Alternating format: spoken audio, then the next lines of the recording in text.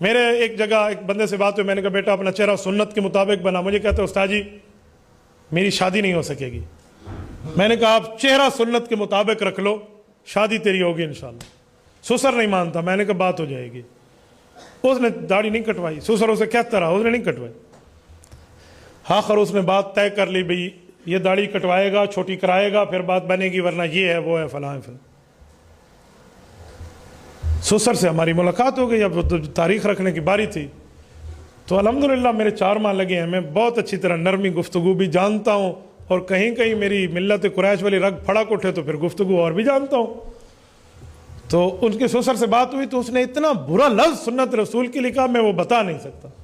تو مجھے وہاں تھوڑا سا معاملہ کچھ دوسری طرف چلا گیا. تو میں نے انہیں کہا بزرگ صاحب یہ داڑھی کٹوائے گا, میں اسے حجام کے پاس لے کر جاؤں گا, کٹوا لیں گے.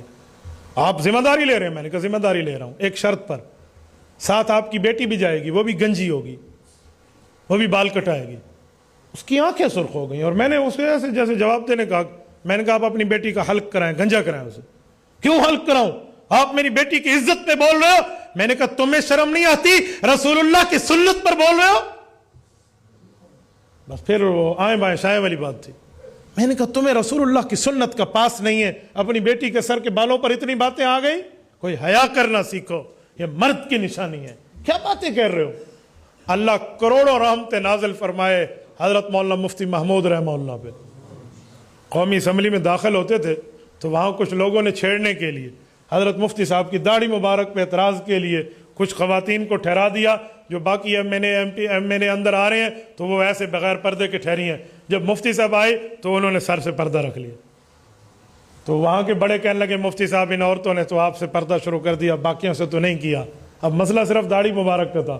تو حضرت مفتی صاحب رحمہ اللہ نے فرمایا جی بالکل انہوں نے پردہ ٹھیک کیا ہے, کیونکہ ان نے مرد اب دیکھا ہے.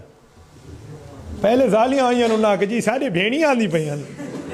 تو آپ فیصلہ کر لیں کہ پہلوں کو عورتیں سمجھا تھا, مجھے مرد سمجھا, تب ان نے پردہ کیا ہے, مرد سے پردہ کیا جاتا ہے. تو میں نے کہا تو مرد کا حسن ہے.